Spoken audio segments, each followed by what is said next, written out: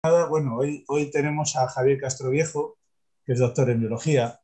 Javier estuvo bastante por Villablino haciendo cursos y fue un poquitín el instigador de que el ayuntamiento solicitara o se planteara solicitar digamos, el sello de reserva de la biosfera. Y ahora, pues bueno, él los contará más adelante. Tiene algunos proyectos para hacer por aquí, por la Ciana. Y bueno, Javier, tú mismo. Bueno, encantado, gracias. No me gusta nada atrasarme y hoy por cosas ajenas de voluntad me atrasé un poco. Estuve por Villablino, sí, hoy encontré, me alegró un censo que habíamos hecho con varios autores, publicado en el 73, hecho en el Villablino. Ya te había estado un par de años antes para hacer la tesis, o sea que sí. Mis contactos con la Ciana vienen de algún tiempo atrás, claro que sí. Encantado. Agradezco mucho a Félix el que me haya invitado y le agradezco más todavía que la iniciativa de los cursos de esta universidad, que tanto aportan y nos hace converger a los que admiramos y queremos la Ciana y contactar con el mucho talento al cual me referiré más tarde que hay en este valle.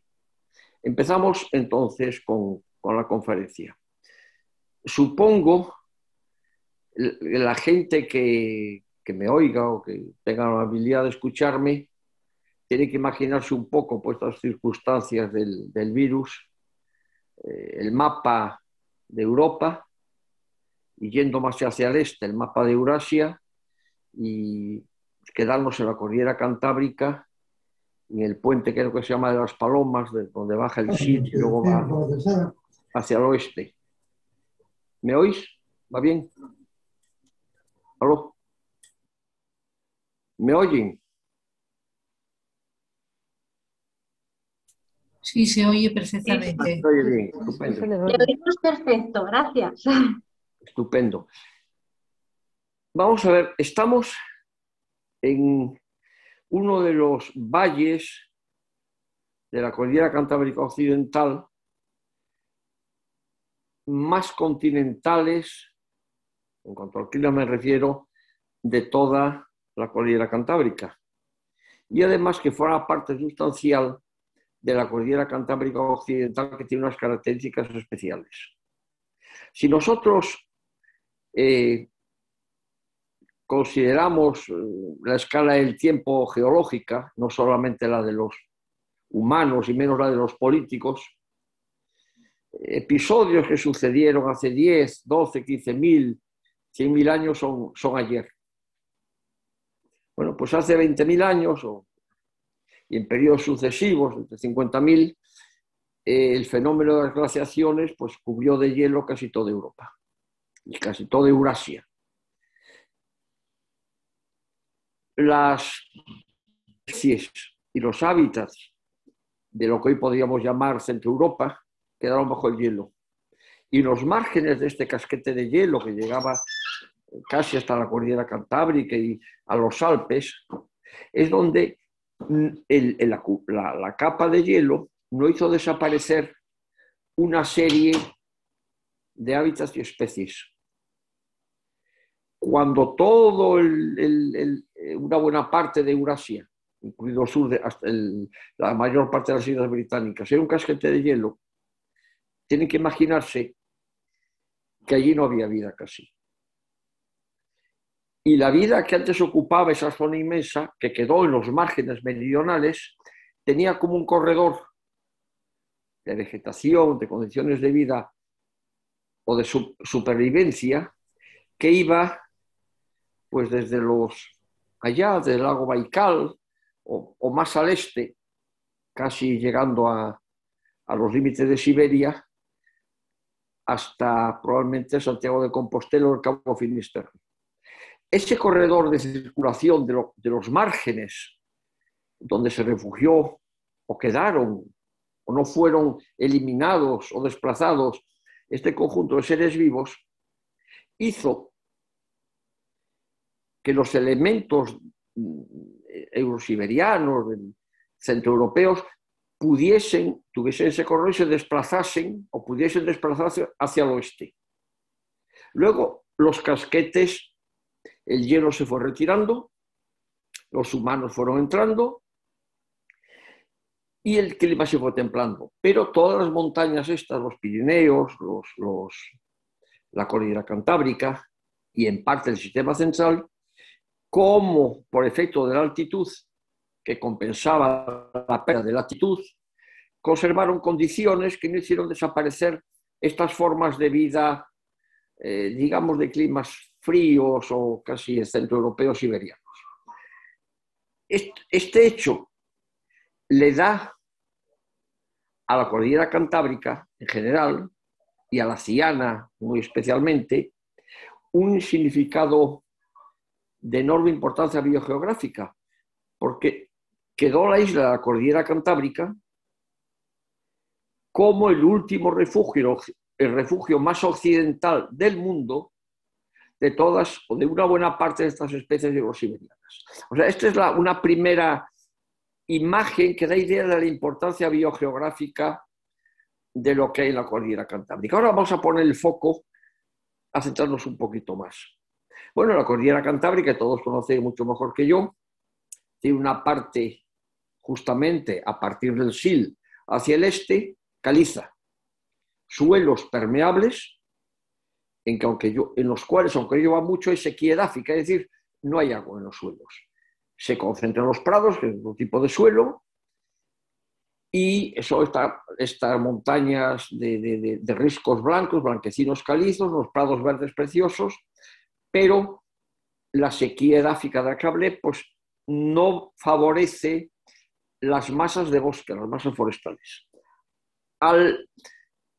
La línea desde la cueta es el río Sil, grosso modo, con entrantes silicios y calicios, los hay muy bien los que saben de minas.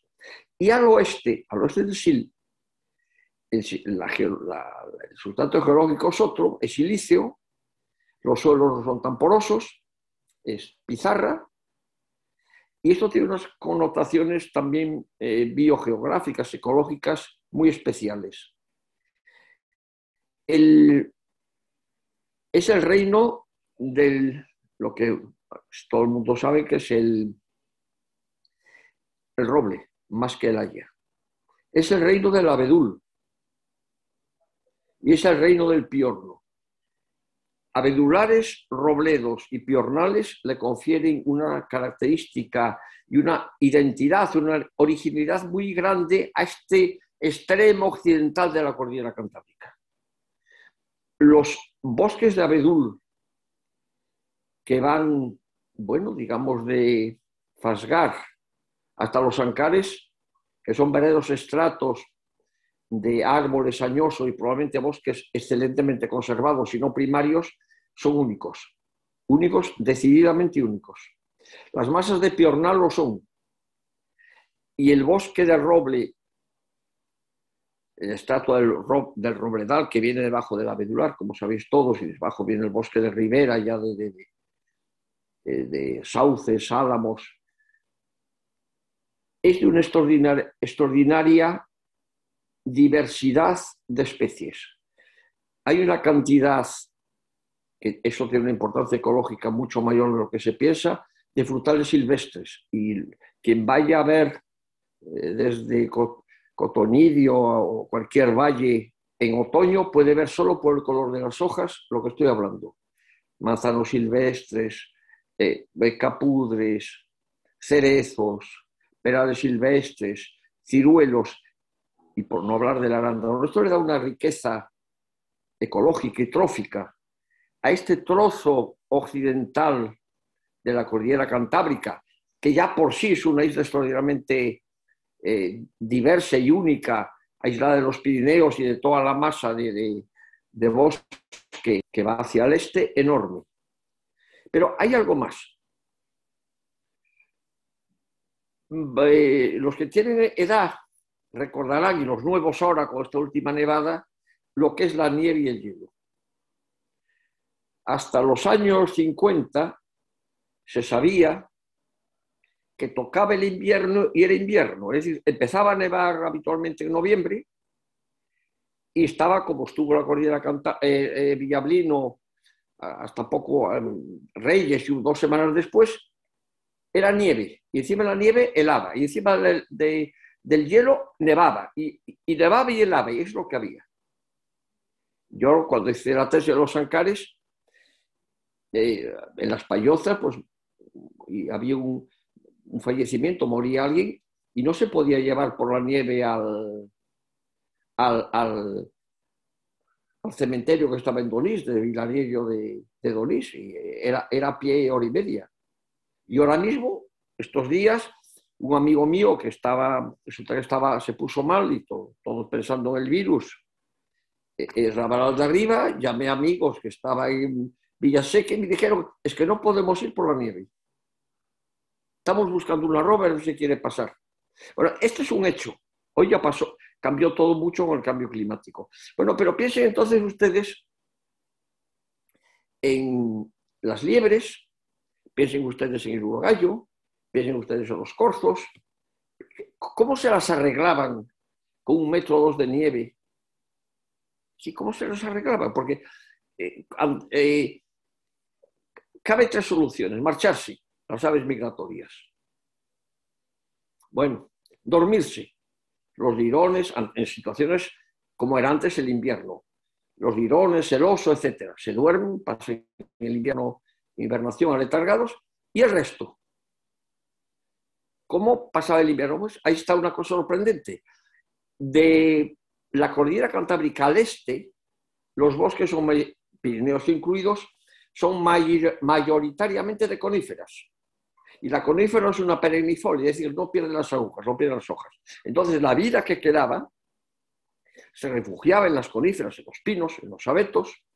Pero esta era la solución desde la provincia, desde el extremo este de Navarra hasta la península de Kamchatka, que puede haber de ahí, pues no sé, 15.000 kilómetros de distancia. Y se formaba una especie de paraguas de la nieve retenida que se helaba en la copa de los pinos de los abetos. La temperatura dentro era un poco superior y los que se quedaban se aguantaban comiendo acícula de conífera. Esto lo hacía el urogallo y lo hacían los ungulados que se quedaban allí. Y luego estaba la vida, que también bajo la capa de nieve, que aquí era la capa de nieve encima del Piorno, y allí había como una república de vida independiente felices, entre ratones, zorros, que era un mundo también. ¿Y en la cordillera Cantábrica qué? ¿Cómo paso yo el invierno? Pues ahí está otro hecho ecológico extraordinario en tanto en cuanto que es una solución que solo lo hay en la cordillera Cantábrica. El único perennifolio, el único árbol que no pierde la hoja, excepto quizá algún enclave de coníferas como el pinar de Lillo, en León también, es el acebo. Y entonces, es el acebo, que no solamente es una especie, sino que formaba bosques de acebo. Hay varios tipos ecológicos de acebo según la presión de los fitófagos y el ganado, pero el acebo formaba como una sombrilla y dentro del acebal estaba pues alguna rama, los urogallos, son varias ramas, los corzos debajo, se asomaban las liebres del piornal, y esto es otro hecho diferencial extraordinario, diría yo, sin exagerar, único. No sé, no hay forma de concebir la vida invernal de esta forma más que en la cordillera Cantábrica. En la cordillera Cantábrica, porque ni siquiera en Escocia, donde había urogallo y el invierno podía tener nieve, pues se defienden con los pinos. Muy bien. Entonces tenemos una originalidad ecológica notable y otro hecho. Claro, las especies, animales y vegetales, cuando están aisladas, pues no tienen el flujo de contacto con los otros miembros de la población y tienen ciertas derivas al estar aisladas que tienden a producir formas diferentes. Se empieza por subespecies o razas geográficas, si termina en especies o en familias. ¿Qué sucedió en la cordillera Cantábrica? Lo que tenía que pasar. Que las formas centroeuropeas que Orlando, viajando por el margen sur del casquete glaciar, llegaron aquí. Una vez aquí, dijeron, bueno, esto es mi casa, y empezaron a cambiar. Así surgieron endemismos que todos conocemos. El lagarto verde y negro en vez del lagarto verde, la liebre de piornal, que lleva mi nombre, probablemente un derivado de la liebre alpina, que se muda a blanco en el invierno, el urogallo, por supuesto, la perdiz parda, que es tan diferente a las otras poblaciones de perdiz parda que asombra, los robles, etcétera, etcétera, etcétera. Bueno, fíjense ustedes el panorama. Viene este periodo glaciar, las especies se retiran, se refugian en el sur, donde pueden refugiarse, claro, y luego, bueno, pues se va al glaciar. Y los magníficos hayedos y robledos y abedulares de Europa, ¿de dónde vienen? Pues vienen de los refugios que nosotros, entre comillas, ¿no?, que nuestra tierra le dio, y que luego recolonizaron hacia el norte. Y entonces tenemos la paradoja de que los totémicos robles escoceses, la selva de Sherwood, donde estuvo Robin Hood, y incluso decir el roble para los pueblos germánicos, ¿no?, la condecoración de la hoja del roble de todos los ejércitos alemanes, y el tótem del roble y del germano, y aquellos bosques de robles por los cuales no se atrevía ni a entrar Julio César, pues vienen de aquí, de las poblaciones de robles que se sobrevivieron en el norte de la península ibérica, y luego fueron, a medida que el hielo, la capa de hielo se iba mandando, pues avanzando, con la ayuda de cómo se plantean se recupera el terreno o las especies, los que transportan las semillas, como los arrentajos, por ejemplo, los que las transportan de alguna forma o la otra, pegada al pelo, como los herbívoros o el ganado, y los que lleva el viento, depende probablemente en el roble jugó un papel muy importante los arrentajos y las ardillas y todo lo que come bellota. O sea que fíjense ustedes, tenemos las poblaciones, el mundo centroeuropeo más occidental, tenemos una serie de especies centroeuropeas, que sería como tener en Andalucía una colonia de osos polares, y tenemos además una serie de formas propias endémicas, endemismos, que solo las hay aquí, las hay en la cordillera cantábrica y en parte en el oeste de la cordillera, el noroeste de la península ibérica. Muy bien. Bueno, sigamos este panorama que les pinto y que demuestra lo importante de la cordillera cantábrica y de la ciana. Bueno, estupendo. ¿Y la especie humana? Pues mire, la especie humana también se adapta y evoluciona de forma diferente según los hábitats. En la cordillera cantábrica dio lugar a gente que ustedes conocen, trabajadora, que tiene que espabilar mucho en verano porque viene el invierno, acostumbrada a la nieve, y a un carácter y una tenacidad y unos dotes psicológicos para sobrevivir y adaptarse a este clima, que no es el mismo del que tiene un benemérito señor africano, pues viviendo sin cambios estacionales en una sabana de África y comiendo aquí un nido, allí una cosa. Y claro, estas diferencias también generó un tipo. Este concepto, este hecho de aislamiento, de tocar en los bordes con un lado, en el otro borde con otro, en el oeste con un lado y en el otro con otro, tiene muchas connotaciones para los humanos.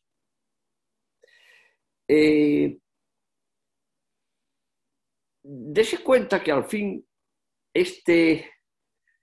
delgada franja montañosa, que a poco que te descuides llega al fin del mundo de entonces, o sea, al mar y al Finisterre, atrajo desde que hay memoria la inquietud y el talante del hombre. Y hay una especie de fuerza telúrica que hace al hombre buscar el más allá. Y el más allá era justamente el fin del mundo, el fin de la tierra, Finisterre, el cabo Finisterre. Y este hecho del fin del mundo conocido, se reproduce sistemáticamente, por supuesto, en el Finisterre galaico, en el Finisterre bretón y el cabo Land's End, que quiere decir fin de la tierra, de Cornualles. Y está en conexión con lo que los romanos llamaban celtas o galos. Portugal es el puerto, en latín el Portus Galli, el puerto de la Galia.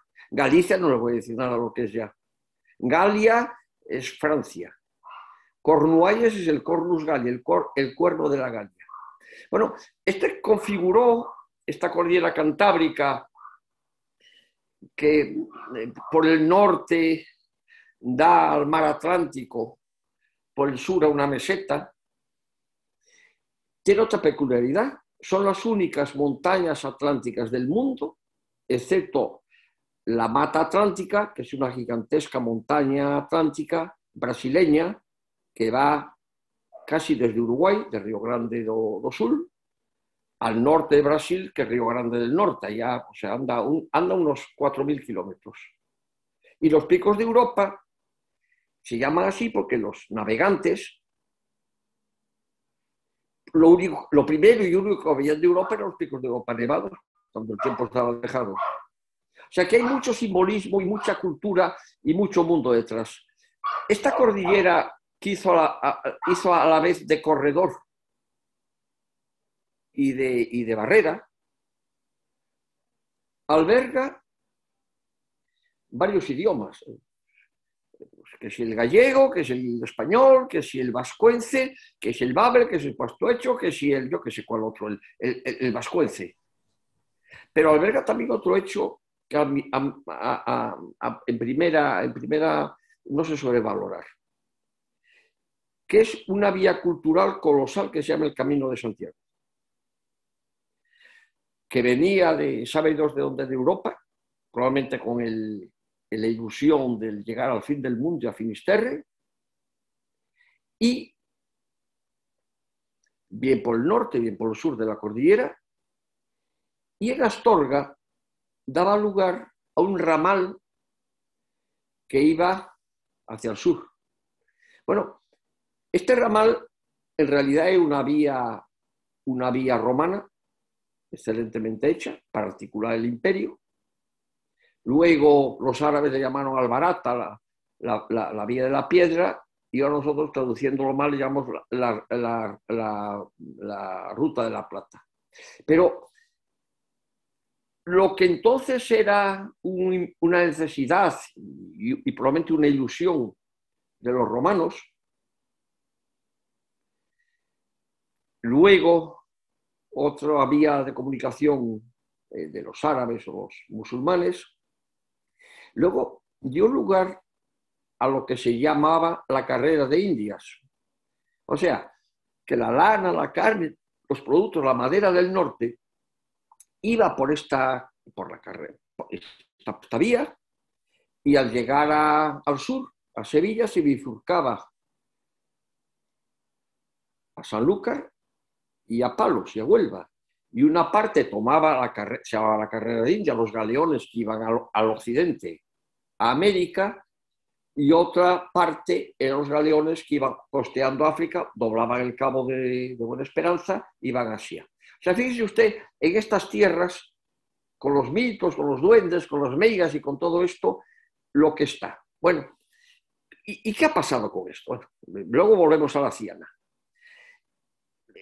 Los habitantes de esta península, ¿somos conscientes de esto siquiera? ¿Somos conscientes de lo que tenemos aquí? De la carga biológica, del tesoro biológico y cultural y etnográfico, antropológico que tenemos. Pues no lo parece. Y a mí me hace pensar mucho. No lo parece. Figúrese una cosa. Resulta que en el norte de Alemania, en el sur de Suecia, por fenómenos geológicos de corrientes marinas y otra serie de cosas, hay una sierra de 500-600 kilómetros completamente mediterránea. Allí hay higueras, hay frutos leonados, hay corcho, hay una miel buenísima, hay jamón de jabugo, hay todo lo que lleva en sí la forma de vida, hay dehesas de cultura mediterránea, rodeado de clima lluvioso y de nieve centroeuropeo.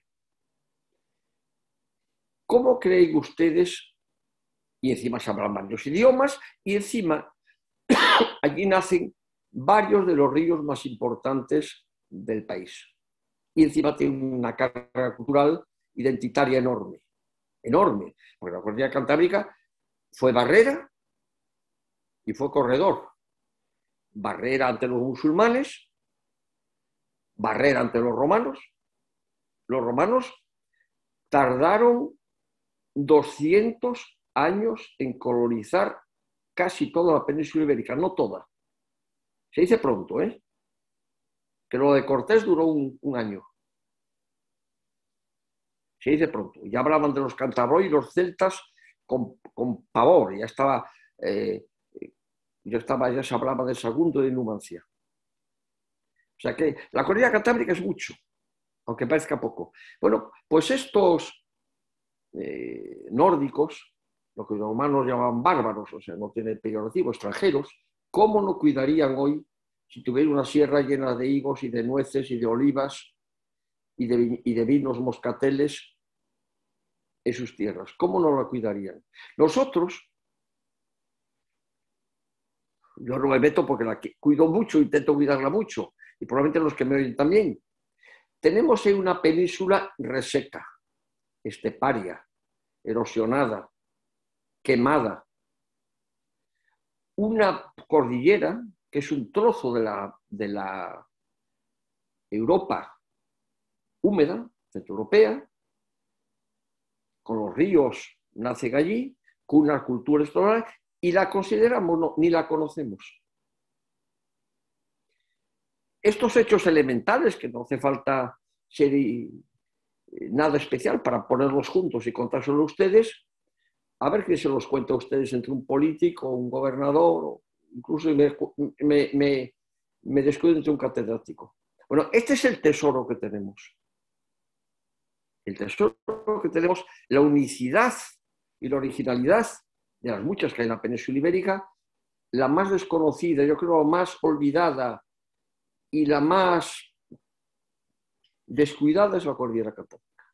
Y en esta cordillera cantábrica, además, está parcelada por cuestiones administrativas, está parcelada por infraestructuras destructoras, está parcelada también por diferentes sistemas económicos y está sumamente deteriorada, con sus magníficos bosques, sus paisajes extraordinarios y todo lo que significa.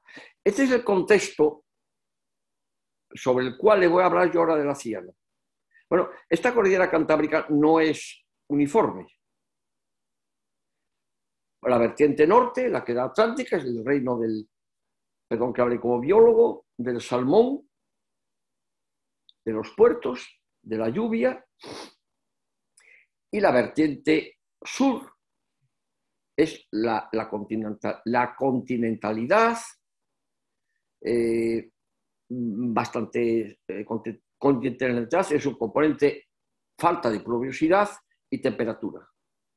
Y a su vez, la cordillera cantábrica a mí me ha hecho pensar mucho el ver que desde Palencia hasta el León casi había desaparecido todo vestigio de, diría yo le llamaría de originalidad étnica y antropológica. Era muy parecido a lo que uno ve en la costa o en la meseta. Y me pasmaba que en la parte occidental de León se hubiera conservado un mundo fabuloso, que es el mundo de la payoza, los teos, que todavía los muy mayores de la Ciana recuerdan. Bueno, ¿esto por qué allí no y aquí sí? Por un hecho esencial, la cordillera Cantábrica hasta llegar a la Ciana es una línea. Entonces uno pasa en un salto de un puerto de la costa a la meseta. No tiene defensa en profundidad. Pero al llegar después, en la cordillera Cantábrica Silicia, después del Sil, es un remolino de montañas.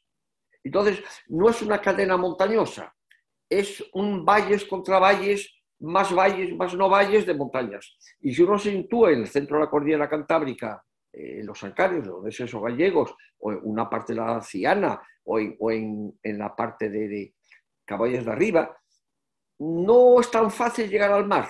Hay puertos y contrapuertos, y a la meseta tampoco, y al otro tampoco. Yo creo que este factor, este remolino orográfico es el que permitió conservar lo que yo tuve la suerte de ver, que es una forma de vida casi prerromana, vivir en las payozas, con los significados de cultura y el mundo del teito, y de cuando se alumbraba con urces, o sea, con brezos. Eso lo viví yo. Bueno, pues tenemos esto. Y de este trozo, que también es complejo, porque hay valles en lo Mediterráneo intentan mezclarse con lo eurosiberiano, ven ustedes el Valle del Sil, por ejemplo, el Bierzo, que es un microclima extraordinario, la vertiente atlántica, que llueve mucho más y hace mucho menos frío que la vertiente leonesa o castellana. Tenemos otro enclave al cual probablemente se debe el que todavía queden aquí los últimos urogallos cantábricos, que es la continentalidad de la cual hacen gala la Ciana, una parte de Murias y una parte sí, de Palacio del Sil, que me va a entender muy bien. Es donde no entra la castaña. Eso indica que los inviernos son muy crudos, que es más continental y que probablemente llueve un poco menos. Entonces tenemos un ejemplo aquí extraordinario, dentro de lo extraordinario, por no empezar con hipérboles, que es ya la península ibérica, cordillera Cantábrica y Europa. Y nos metemos en la Ciana. Yo diría que es un valle, llamémoslo así, un terreno, que además es reserva de la biosfera, sumamente idóneo para transformarlo en una estación, para ser la sede central de una estación biológica y una especie de área de estudio piloto. Porque reúne varias características. Una pertenece a la más original de las zonas cantábricas, que es la región silicia. Otra está, por suerte o por desgracia, bastante vacía de gente. Y otra conserva, yo creo, la mayor riqueza en hábitats y el bosque probablemente más diverso y mejor conservado, yo creo que del conjunto de los bosques de la cordillera Cantábrica. No quiero decir que sea el bosque quizá, que lo es para mí, más bonito. Uno va a los hayedos de Irate en Navarra, pero el hayo es una especie colonizadora y esos hayedos están hechos con el hacha, están manejados y seleccionados.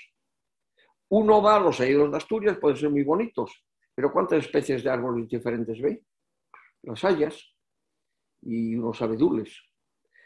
Pero uno se asoma a la experiencia gratificante y estéticamente insuperable de ver, pues por ejemplo, el salgueiral o el cotonidio, los bosques que hay ahí encima de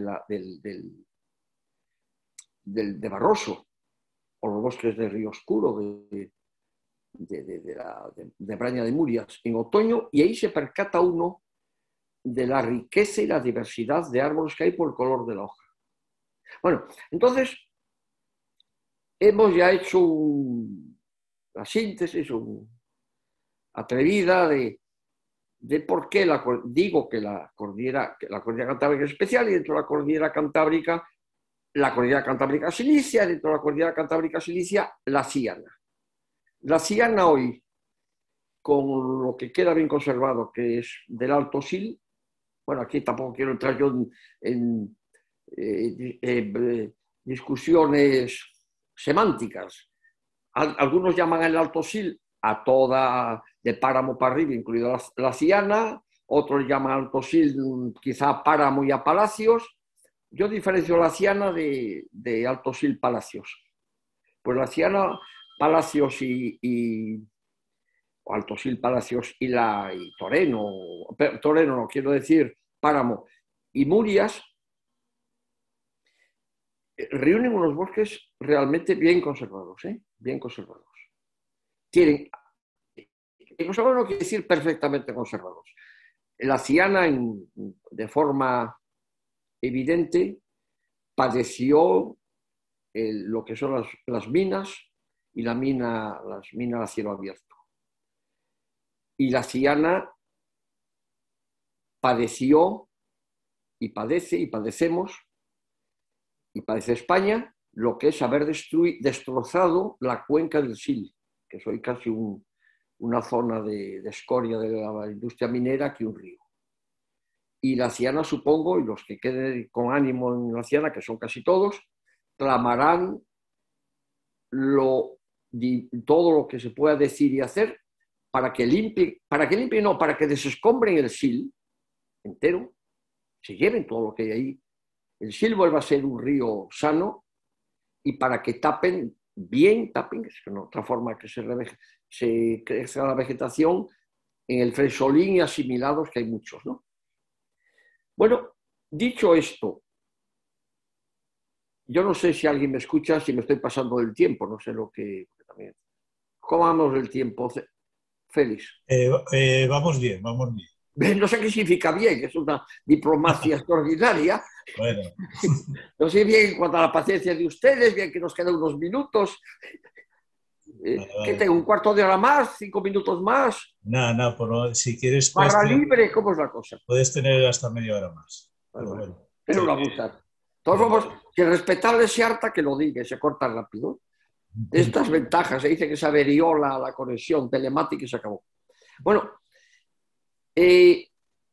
con este panorama, además hay otro hecho que hace de la Siana un lugar realmente atractivo para la investigación y la conservación, que es que se quedan los grandes de la cordillera cantábrica, están en la Siana, tienen quizás las mejores poblaciones de toda España y buena parte de Europa.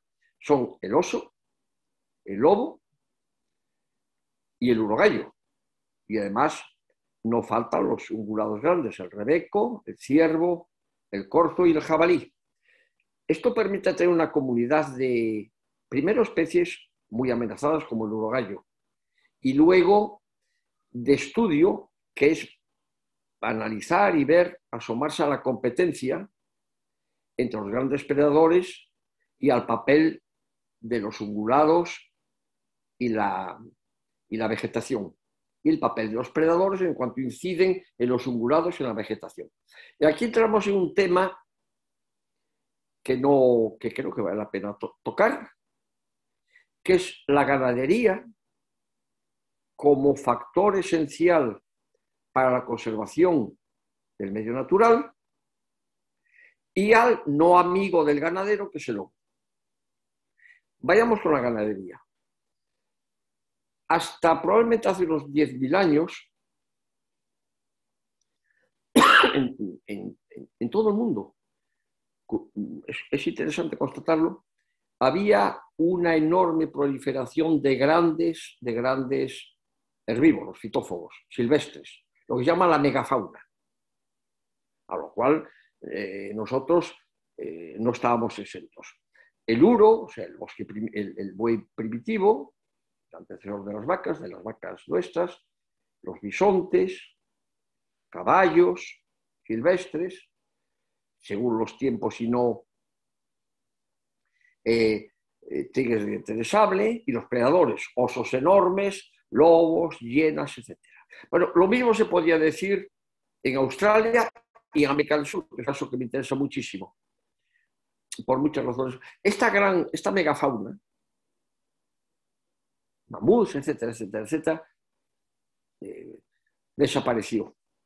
Bueno, y la pregunta, ¿por qué desapareció la megafauna? Los fitófagos, los grandes herbívoros, son esenciales para la conservación. Solo los espíritus ignorantes y simples creen que porque el animal, vaca, bisonte, ciervo, elefante, come planta, el animal come planta, tumba un árbol, el animal es malo para la planta. Bueno, es un error garrafal. Y luego volveremos a esto, o ya se lo cuento.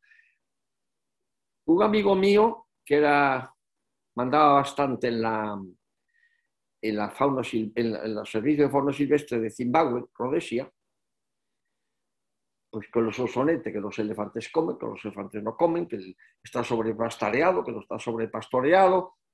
Conclusión, aliado con los ecólogos, que son una serie de científicos a veces bien elementales, y que van más a tiro hecho que creo que dedican poco tiempo a discurrir, dijeron, el elefante es malo, eliminemos elefantes. Se cargaron, mataron 40.000 elefantes. Este hombre vive, se llama Alain Savary. Y empezaron a contemplar la ruina ecológica que esto significó. No crecían árboles, se llenó de malezas, se perdieron los pastizales. ¿Qué pasa, mi querido Watson, diría yo? Mi querido forestal, que dice que el ganado es malo y si planta pinos no puede haber vacas. O que el corzo es malo porque le da con las cuernas a un pie de pino, etcétera, etcétera, etcétera. Que el ganado, la megafauna, el gran herbívoro, es esencial para la vegetación y para las sabanas. Ven ustedes, en teoría, la carga ganadera que tiene, por ejemplo, una sabana de África poco tocada, con millones de ñus y de gacelas y de cebras y lo que sea. Los humanos a fin de cuentas, desde que empezamos, nunca fuimos muy respetuosos por la naturaleza. Olvídese de la historia del buen salvaje. El buen salvaje de Rousseau. El humano siempre desde que existe, me dudo a creerlo, a mí no me gusta emplear la palabra siempre, impactó en la naturaleza. Porque no hay humanos que no conocieran el fuego, incluso gente que no era Homo sapiens usaba el fuego, y con el fuego es una herramienta de actuación en el medio sumamente eficaz. Entonces, los incendios, ¿y qué quemaban? Aquello que ardía. Pues claro, ¿qué es? Lo equivalente a las solanas, porque el bosque húmedo no lo quemaba. ¿Y para qué quemaban? Para muchas cosas. Pues al quemar había más pasto y venía más caza que luego ellos cazaban. Cuando se hizo ganadero había más pasto para el ganado, acorralaban a la fauna silvestre, etcétera, se les escapaba el fuego, etcétera, etcétera, etcétera. O sea que diríamos, contacto e impacto desde el primer día entre los humanos, a gran escala y a pequeña escala, a todas escalas, y la fauna. Bueno, y toda esta megafauna, estos grandes herbívoros silvestres que transportaban semilla, no transportaban semilla, escarbaban, movían el suelo con la pezuña, cuando morían daban una enorme cantidad de proteínas a los carroñeros, etcétera, etcétera, que probablemente fueron eliminados justamente por los humanos, porque eran muy atractivos y eran muy torpes y bastante fáciles de llevar, desaparecen. Y entonces, ¿quién cumple o quién llena ese nicho ecológico de la megafauna silvestre? Pues la llena la megafauna domesticada. Y hoy hay una corriente bien interesante de trabajos científicos que dicen que los animales herbívoros domésticos son esenciales porque cumplen los papeles que en su día llenaban los animales, los grandes herbívoros silvestres. Ahí está. Llegamos. ¿Cuándo es eso? ¿Cómo sucede eso? Esto sucede hace unos 7.000 años, hasta hace unos 7.000 años, 8.000 años, como mucho, los humanos vivíamos en clanes familiares, de forma muy diferente en el norte, porque teníamos que tener una tecnología y un sistema de vida que nos evitase morir congelados, a los de África del Sur, pero en clanes humanos. Bueno, entonces, en el norte, probablemente, seguro, teníamos que refugiarnos probablemente en cuevas, porque no, aquel frío no se concibe con unas chozas de vegetación. Y teníamos que almacenar comida para el invierno, o salir a buscarla, que no era fácil con la nieve. Pues ahí secábamos pescado, probablemente recogíamos, mientras durara, frutos silvestres, arándanos, rosales, o lo que sea, piruétanos. Probablemente hacíamos ya algo parecido a la cecina, de maíz o lo que fuera, de caballo. Bueno, entonces con aquel frío había que hacer necesidades y todo, claro. Entonces había que salir. Y probablemente, pues seguro, tendría unos sitios donde iban. Los llamaríamos hoy estercoleros o letrinas de aquella forma. Bueno, entonces, el humano que andaba por el monte atrapaba la mora más grande, el arándano mayor, el fruto del piruétano mayor, la ciruela silvestre mejor, la pera más grande, lo que veía, pero lo mejor, la grosella más atraído por el tamaño, el aroma y el color. Bueno, entonces, estos buenos antepasados se iban a la letrina y echaban allí, defecaban las semillas de la planta que había sido ya preseleccionada. También comerían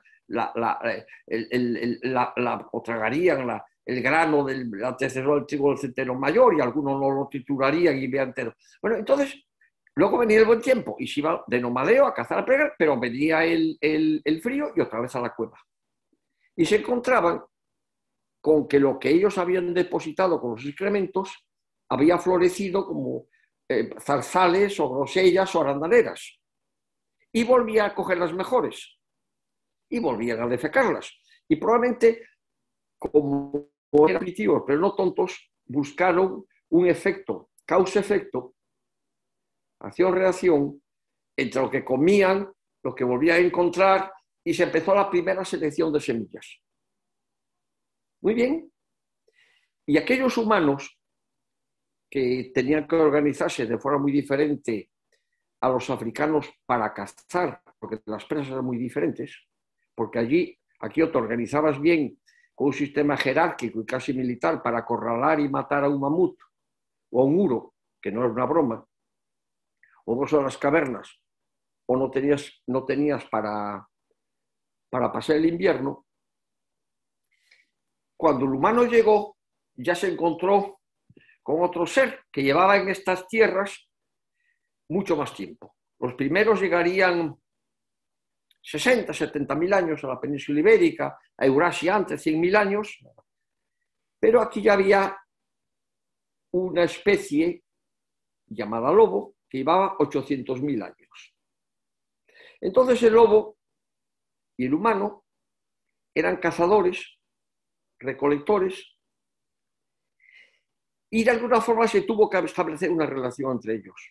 Probablemente porque a los humanos les gustaba tener la piel de lobo, que todavía se usa en los yugos de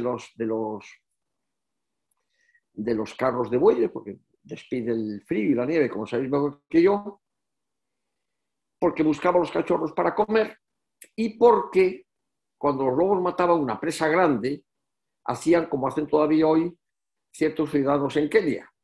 Van a León, a los leones que acaban de matar un ñu grande o una presa grande, se acercan a rastras, con mucho cuidado, por supuesto, tapados con unas pieles, y cuando llegan de repente a una distancia prudencial, se levantan la piel, y los leones agarran un miedo bárbaro y se van. Salen corriendo, cortan un jamón del ñu y se van. Probablemente cuando los nuestros, con sus lances y sus tal, encontraban una manada de lobos que acababa de matar un reno, un gran ciervo, un uro, pues lo aprovechaban y espantaban a los lobos si podían, se peleaban y se llevaban un trozo. Pero al revés, cuando los nuestros mataban un mamut o un ñu no, perdona, o un gran caballo o un uro, tampoco lo podían liquidar en el momento. Y por mucho que se pesa mucho, salía casi una tonelada, y por mucho que se llevasen, dejaban restos. Y entonces tuvieron que aprender los lobos, seguir los humanos, para comer los restos que dejaban, porque asociaron sin duda ninguna a los humanos con comida y los humanos a los lobos con comida. ¿Sabe Dios cómo fue la cosa? Quizá agarraran algunos cachorros y los criaran, como hacen las otras tribus, dándole literalmente a las mujeres la teta a los cachorros de lobo. Quizá alguno salió especialmente manso, salió el perro. La primera gran contribución del lobo a la humanidad es el perro. Y luego, hablando del lobo, tenéis que preguntaros cómo los humanos no fueron capaces de acabar con el lobo, porque luego, aparte del señor que empezó a cultivar plantas, probablemente empezó otro señor, otro grupo, que alguna vez agarraron una cría de carnero, de cabra silvestre, la llevaron al corral, la amamantaron como con leche de la mujer o como sea, empezó la domesticación, bastante después del cultivo. Amigo, con la domesticación empezó el ganadero. Y con el ganadero, no con otros humanos, empezó el antagonismo con el lobo. Mientras no hubo ganadería y el periodo en que el humano era agricultor, pero no ganadero, que fue largo, el lobo era considerado un gran amigo del hombre, venerado, se le consideraba listo, sabio, y gran amigo por hecho esencial, porque el lobo comía ciervos, comía corzos, comía jabalís, que le acababan con los cultivos, y no hace falta irse al neolítico, hoy todavía, de los humanos. Y el lobo era venerado, respetado y querido. Y la quiebra de afecto y de respeto vino con el ganadero. Porque el lobo empezó, al quedarse sin hábitat y sin piezas de caza, empezó a chocar directamente a comer ganado, que era mucho más fácil, o sea, animales domésticos, y el ganadero, claro, no le gustó nada. Y esto es un fenómeno universal. Al lobo, al que come ganado, sea león, sea hiena, sea leopardo, sea jaguar, sea puma, el ganadero no lo soporta. Y el ganadero, sea de cebús, sea de camellos, sea de yaks en el Tíbet, sea el que tenga caballos como los mongoles, sea el que tenga ovejas o vacas, no soporta al lobo. Es un antagonismo telúrico. Y entonces la estrategia primitiva fue que el ganadero, no los otros humanos, y esto tiene, hoy en día se puede hablar, intentó eliminar al lobo. Pero el prodigio está en que en 70.000 años de convivencia no lo consiguió. Muy bien, este es un hecho que lo dejamos ahí y luego volveremos. Pero ¿qué pasó con los humanos y los lobos en América? ¿Qué pasó con los humanos y los lobos en Japón o en Irlanda? Pues en América pasó una cosa prodigiosa, que es que los primeros colonos ganaderos, porque los amerindios no tenían ganado, que llegaron ingleses, que llegaron en el 17, empezaron, claro, los ganaderos empezaron con el lobo como sea, no podían con él, porque simplemente por una cuestión de superficie, de tamaño. Pero así que se pusieron metódicamente a acabar con el lobo, en unos 20 años, erradicaron al lobo de una superficie enorme como es Estados Unidos, que son 8 millones de kilómetros cuadrados, y de México. ¿Por qué fue esto posible en América y no fue posible aquí?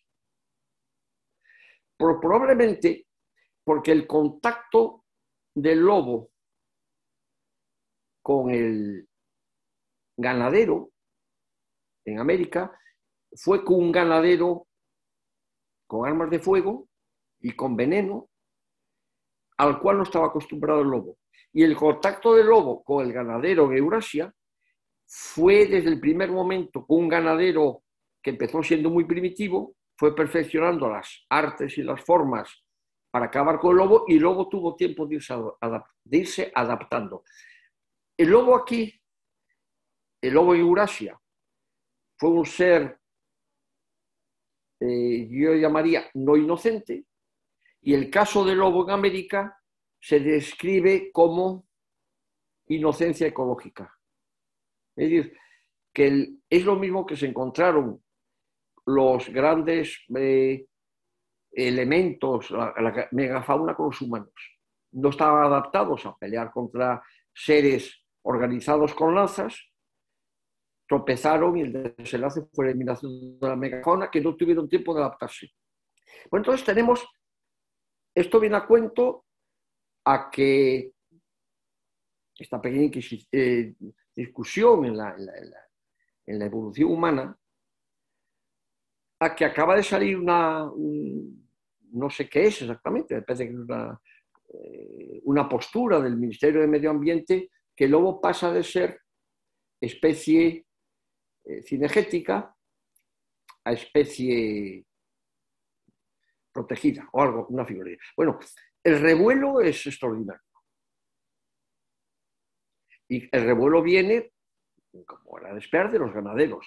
No de todos, de los ganaderos, porque ya entre los ganaderos ya hay ganaderos que quieren y dicen que no les importa nada convivir con los lobos, que ellos tienen mastines y lobos, y no, la catástrofe no está. ¿Y qué postura diría yo a mis amigos de la Ciana ante esta nueva situación sociopolítica, socioecológica, política? Que lo inteligente es hacer de la necesidad virtud, unirse y empezar a plantearse financiación para las pérdidas de lobo, que las hay, sean compensadas. ¿Cómo sería una? Que todo lo que tanto por cabeza de ganado de zona donde haya lobos, sin esperar que si el lobo te la mata, el lobo no te la mata, o la picaresca de que se la mató un perro, no, tengan un plus más por tener ganado ahí, por dos motivos. Porque el lobo sigue cumpliendo un papel esencial ecológico y lo tiene. Tenemos una especie extraordinaria que ha convivido, ha sido compañero forzoso del hombre, y ni el lobo acabó con nosotros, ni nosotros con el lobo, y nos dio el perro. Y porque además los ganaderos serían beneficiarios. Yo lo que les sugiero, que usemos la cabeza, como proponía Machado, para pensar y no para investir, que hay fórmulas de sacar un buen beneficio de todo esto. El lobo, no se trata ahora de que yo, al que no quiera lobos, vaya a quererlos, ni los que creemos que el lobo tiene un papel en el mundo y no debe ser exterminado, nos convence de lo contrario. En este proceso de adaptación, hombre-lobo, lobo-hombre, la influencia es mutua.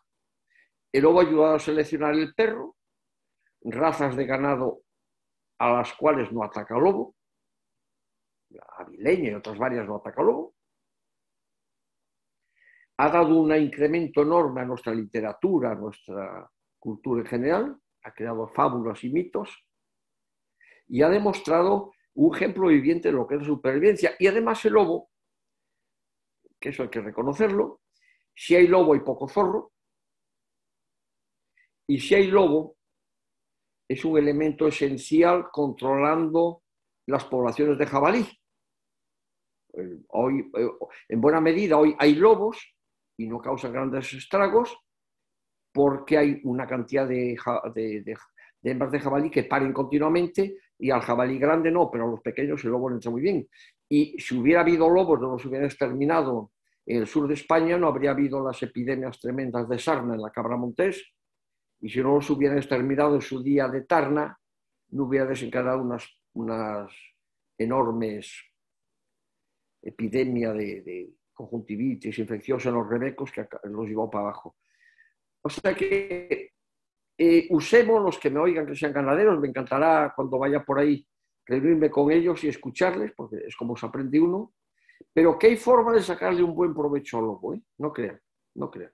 Y luego, claro, está el lobo como atractivo del turismo. Y para finalizar, decirles a los que me escuchan, y a los que queremos la ciana, que tenemos que hacer lo impensable por conservar el paisaje, es decir, el resultado de la evolución entre el hombre y la naturaleza. Ese es el paisaje.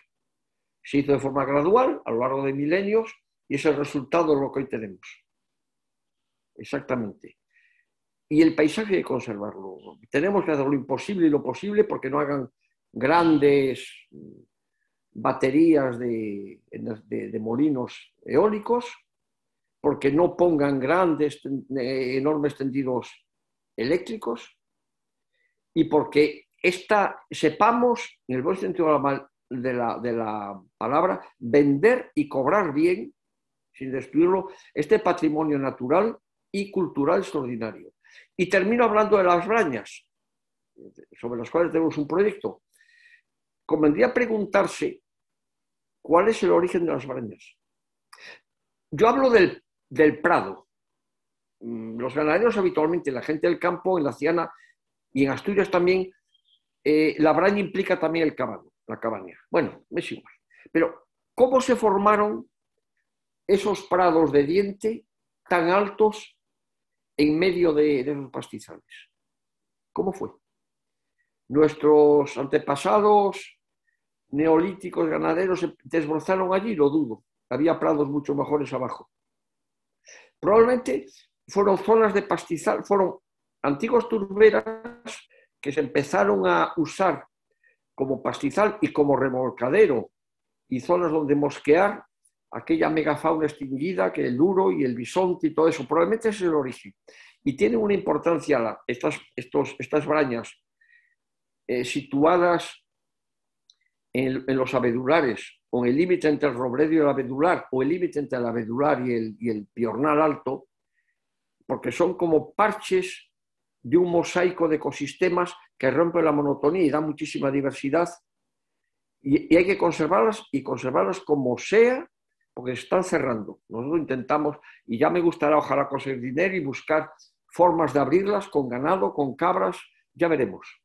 Pero que sepan que ahí tienen un tesoro. Ahí hay especies que no las hay en otras partes, el lagarto verdinegro y los lirones.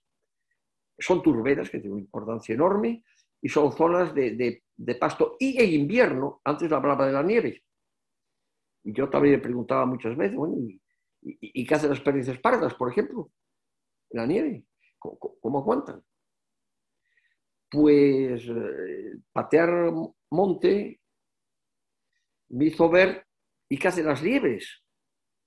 Las liebres sí pueden vivir bajo los piornos, pero casi cada braña, si os fijáis, tiene una fuente, o varias, y tiene una zona húmeda, que es una turbera. Y por mucho que nieve, y mucho que hiele, yo no he oído a nadie, ni he visto nunca, que dejara de manar agua de una fuente, de una braña o de una turbera. Eso da un lugar exento de nieve, donde además hay un buen pasto. Y allí van las liebres a comer y van las perdices pardas, que como su nombre indica, se hacen pardas, se mimetizan muy contra la braña. Bueno, este es el mundo encantado que yo me encuentro en la Ciana y la braña, que da mucho para pensar, y no sé el maestro Félix si tiene previsto que haya preguntas o cómo va esto organizado, si las hay, estupendo. Sí, vamos a abrir un turno de preguntas. Si alguien quiere preguntar algo, que levante la mano, o si no, también, si no tiene micrófono, pues que lo escriba en el chat.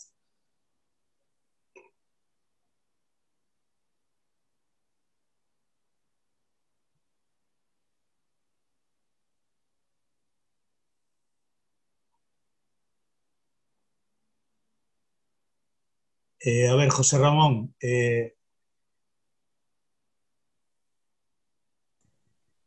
Vale. ¿Me oyes? sí, un poco bajo, pero acércate al micro. A ver, me voy a acercar todo lo posible. Bueno, muchísimas gracias por los conocimientos que nos han impartido. Creo que hemos aprendido mucho y me parece interesante la opción que el conferenciante ha lanzado sobre el lobo. Yo simplemente quería hacer una matización, porque entre otras cosas soy ganadero y de eso voy a hablar cuando me toque en el turno. Y quiero dejar muy claro que esa, digamos, pugna entre el ganadero y el lobo, no es que el ganadero odie al lobo, sino que en general estamos totalmente de acuerdo con lo que ha dicho el conferenciante, que elimina la sobreproducción de otras especies, etc. Lo que sí que estamos muy indignados, muy quemados, y diría otras palabras, pero creo que no es el momento de decirlo, es que somos los que pagamos la comida del lobo. Es decir, cuando un lobo entra en una explotación ganadera, no es solamente que nos moleste su bicho, como tal bicho, es que acaba con nuestro capital, acaba con nuestro activo. No solamente porque ese ganado del que vivimos va a un mercado a venderse, sino que también ese ganado puede ser ganado de reproducción, donde es muy difícil conservar la genética, porque uno va a un gran almacén y no coge el crotal 3725 y dice, por favor, deme 7 de esos. Y lo que es peor es que el Estado, o bien no te hace caso, te llena de papeleos, en definitiva, de tal forma que muchos de los ganaderos pasan olímpicamente de hacer absolutamente nada.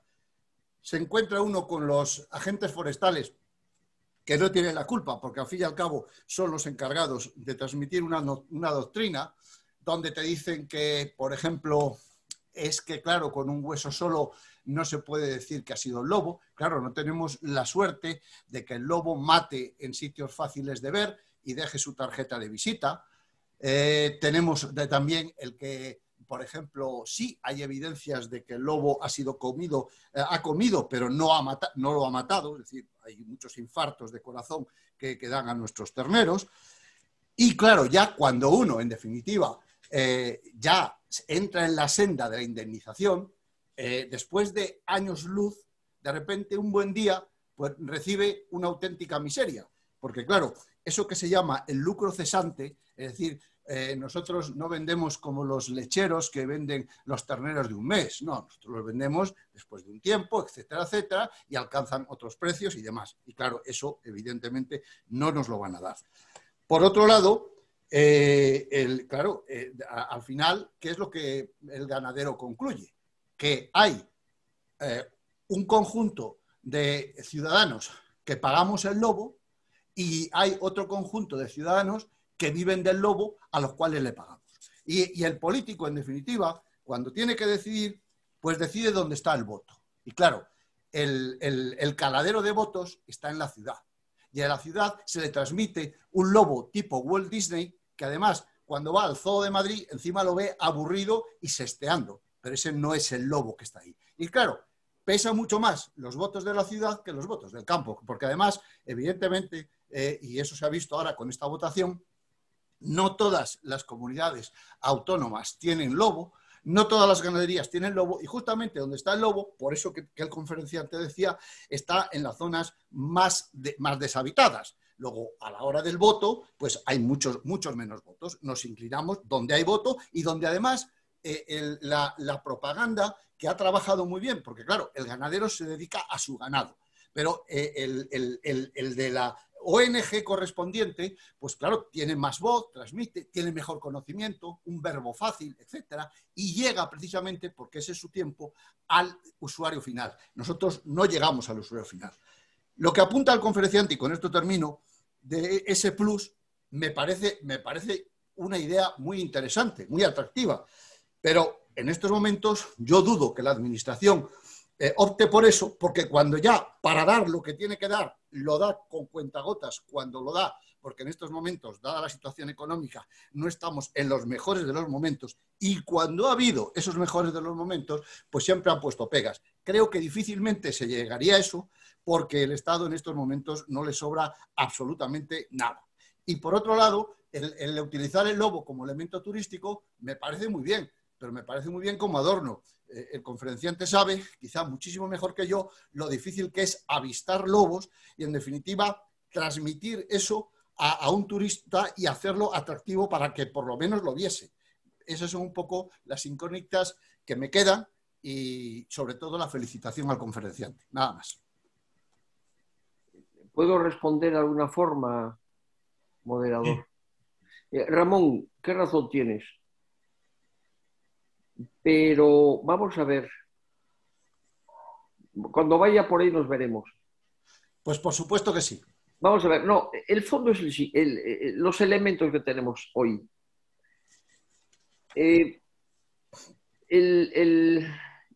Yo creo que lo sugiero, no puedo dar consejos a nadie, sabéis mucho mejor yo lo que hay que hacer, conocéis mucho mejor cómo es la administración, la sufrimos todos, por cierto, y encima le pagamos. Yo no veo otra solución más que ustedes, que no es fácil, de alguna forma se unan, nombren, elijan bien a un representante y inexorablemente, mire, cuando se habla, cuando hay para España 140.000 millones de euros, que es una cifra inconmensurable, es algo que, vamos, no me cabe en la cabeza. Cuando se han despilfarrado en nuestro país en los últimos 2 años 70.000 millones en obras inútiles, y cuando en Andalucía, que es la región donde vivo, hay una portada de ABC del 18 de septiembre de 2018 que la Unión Europea invirtió 100.000 millones de euros, hay que hacer lo que haya que hacer. En primer lugar, talento y tener un buen representante para conseguir la mejor solución, que a mí se me ocurre que sería un fondo para las regiones, comarcas, ámbitos geográficos donde haya lobo, que no lo administre la administración. Por supuesto, como se metan los burócratas y los políticos a administrar algo, se acabó. No, hay que decirlo. Vamos en la ruina más absoluta y vamos en la ruina y tienen el arte enorme de lo que tocan los tropeos. Sí. Por ahí tienen que ir los tíos. Y ahí hay que pelear y pelear y pelear y pelear. Ustedes, el lobo me dice, no lo ven en el campo. Si se parasen a ver películas de lobo tomadas en libertad, el lobo nuestro, verán que el pobre es un ser neurótico. El sobrevivir a la especie humana con el gran cerebro que tenemos y haber logrado vivir desde hace 7.000 años intentando matarlo sistemáticamente, mira que si es de pronto, haya hecho que sea un animal, realmente yo lo llamo neurótico. Va andando, se para, de repente pega un brinco porque oye algo, se escapa, aparece porque al lado de tal hay un bicho muerto y va a comerlo, empieza a comer, mira no sé qué, pega una estampida. El lobo no lo pasa bien, ¿eh? No, el lobo es muy inteligente y es todas muchas cosas. Claro que mata ganado, sobre todo si no tiene otra comida. Ahí matará poco porque hay mucho jabalí, probablemente, y come eso y come cortos. No, depende. Mire, y después, también se lo digo con toda franqueza, yo creo que hay que ayudar al ganadero, no porque sea mártir, no, porque el ganado cumple una función esencial y pues una parte esencial de nuestra cultura. Pero me reconocerás, que es otra cosa que poner en la mesa, que los ganaderos, algunos reciben subvenciones muy sabrosas, ¿eh? Y entonces, hay mucha leyenda, ¿eh? Hay mucha leyenda sobre eso, porque se dice que compran animales para que los maten. No me voy a eso, no. Recibe subvenciones sabrosas, que a mí me parece muy bien, ¿eh? Y más que hay que dar. Y hay que hacerla por el lobo. Pero es un tema interesantísimo que no podemos acabarlo hoy y probablemente en un par de años Un día hacemos un monográfico sobre el lobo. De verdad, además, ¿eh? Y además que vengan los ganaderos y vamos a exponer, bueno, lo que cada uno considera que forma parte de la realidad. Pero Ramón, de todas formas, te agradezco mucho, en lo que yo pueda agradecerte, tu exposición, y hay que ir a por la eficacia, un buen no os voy a incitar a nada que llevéis porque igual a mí me empura por si decir que llevéis los tractores, pero hay que moverse, hay que moverse. Claro que sí, no puedes sentir... Y luego es una verdad, claro, el voto urbano es el voto urbano, el campo está medio vacío, de gente joven sobre todo, bueno, es así. No cabe duda que los llevaremos.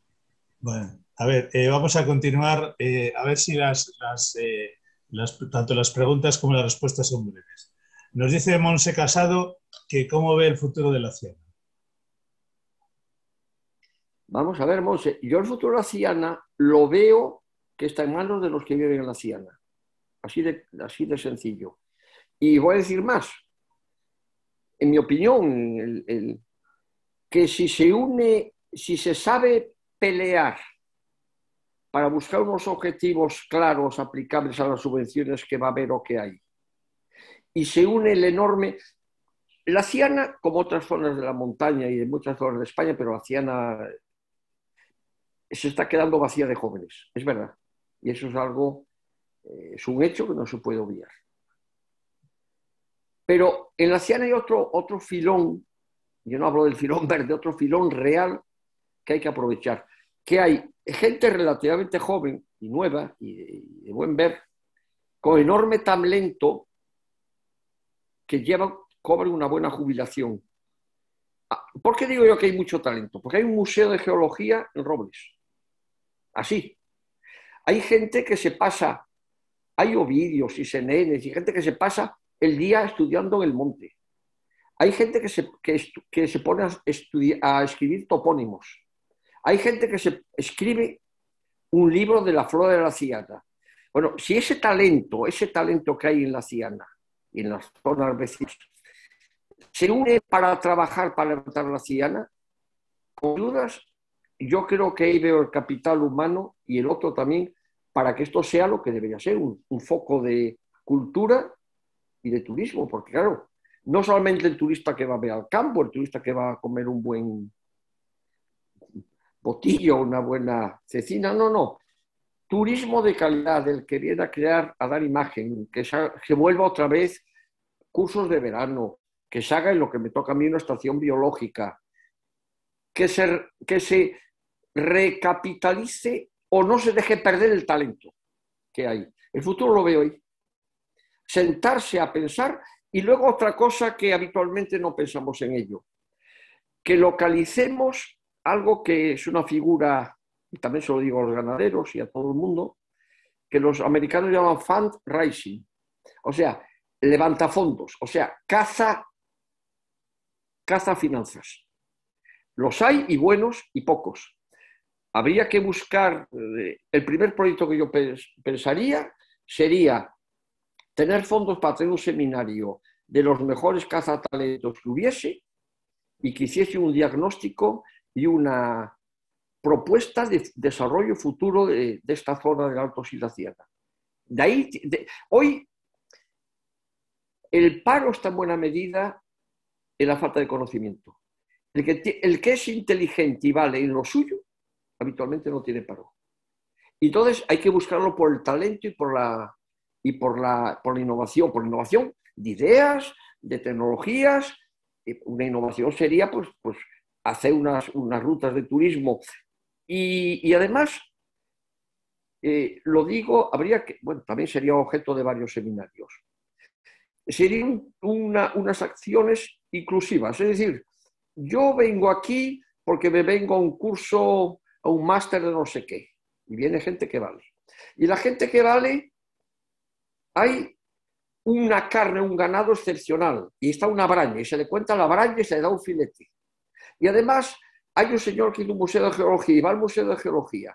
Y además. O sea, esto habría que tomarlo como un concepto holístico, inclusivo de lo que ofrece la Ciana. Claro, y al mismo tiempo, al mismo tiempo, evitar que se lleven a cabo iniciativas y acciones que maten eso. Eólicas, embalses, tendidos eléctricos, lo que sea. Porque si no, es que se acaba la gallina los huevos de oro sin que hubiéramos tomado un huevo siquiera. Así lo veo yo. Reunirse, pensar y buscar asesorías y gente que sepa pedir proyectos. Que es un arte, ¿eh? Formular un buen proyecto y gestionarlo no es sencillo. El dinero nunca es sencillo, ¿eh?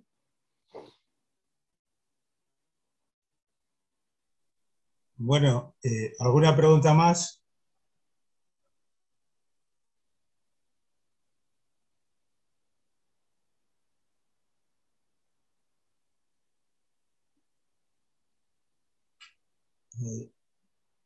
Bueno, parece que la gente no se anima a preguntar. Quedaron fartos, hombre, quedaron fartos. Es tanto rollo, ¿no?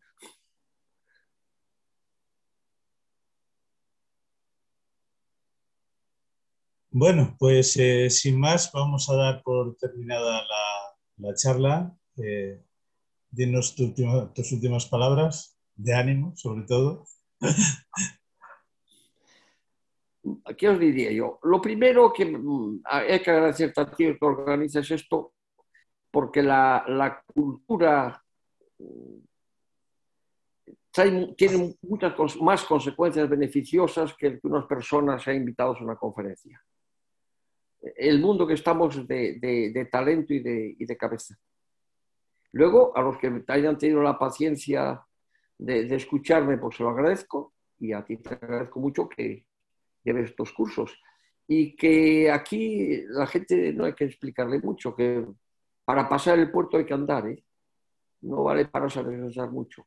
Aunque sea poquito, hay que esforzarse y estamos en nuevas circunstancias, en nuevos hechos, con nuevas posibilidades, con nuevos desafíos, que los jóvenes se reúnan y piensen de verdad qué harían y dónde están las fuentes de financiación. Bueno, pues sin más vamos a cerrar la reunión. Muchas gracias. Y por Gracias, supuesto, Javier. y Félix, por supuesto, hombre, cuide los abedules y los tejos y los capudres, pero que los cuiden de verdad, y las brañas. Muy bien. Bueno. Pues muchas gracias a todos y hasta el próximo miércoles.